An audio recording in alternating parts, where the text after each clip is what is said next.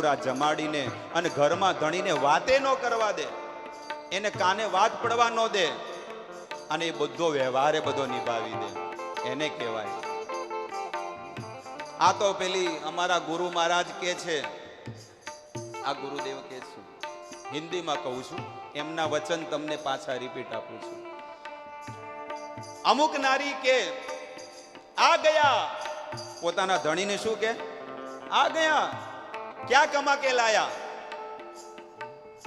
કુછ કામ કા નહીં હે. એટલે કહેવાનું તાત્પર્ય છે કે અમુક લોકો પોતાના પતિને પતિ નથી સમજતા. જસુભાઈ, આ વાત જાણવા જેવી છે. પોતાના પતિને પતિ નહીં સમજતા. અમુક બૈરા પતિને પતિ નથી સમજતા, પણ એ ચા પત્તી સમજે છે. ચા પત્તી આવે ને, હવારમાં તમે જુઓ, હવારમાં હોટલ વાળા હે ને ચાની ભૂકી નાખે અને પછી એક ગયણું આવે વ્હાઈટ કલરનું, એ ગયણામાં શું કરે અને પછી નીચવીને શું કરે, ભૂકી શું કરે.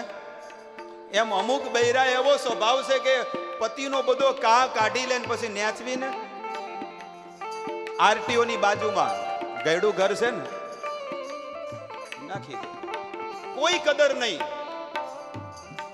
માણસને હંમેશા પોતાની મર્યાદા પ્રમાણે જીવન જીવવું.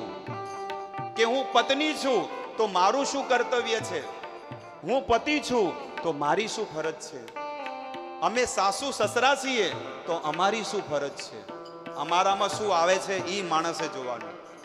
હવે કદાચ સાસુ સસરા વ્યવહારિક જીવન જીવતા હોય પણ એની વહુની અંદર જો ગુણ ન હોય તો સાસુ સસરાને એવો ન વિચાર કરવો જોઈએ એની બુદ્ધિ નથી, પણ મારે તો મારી બુદ્ધિ પ્રમાણે ચાલવાનું છે. એવી રીતે દરેકના જે સંબંધ છે એ પોતાના મર્યાદા પ્રમાણે એને નિભાવવાના છે. એટલે કે છે અનસુઈયા કે છે, ધીરજ ધર્મ મિત્ર અરુ નારી, આપત કાલ પરછી અચારી. આપત્તિ કાળ આવે ને એટલે તરત એની પરીક્ષા થઈ જાય. અને કે છે કે મૂર્ખ, નિર્ધન, આંધળો, બહેરો, ક્રોધી અને અત્યંત દીન એની ક્યારે અપેક્ષા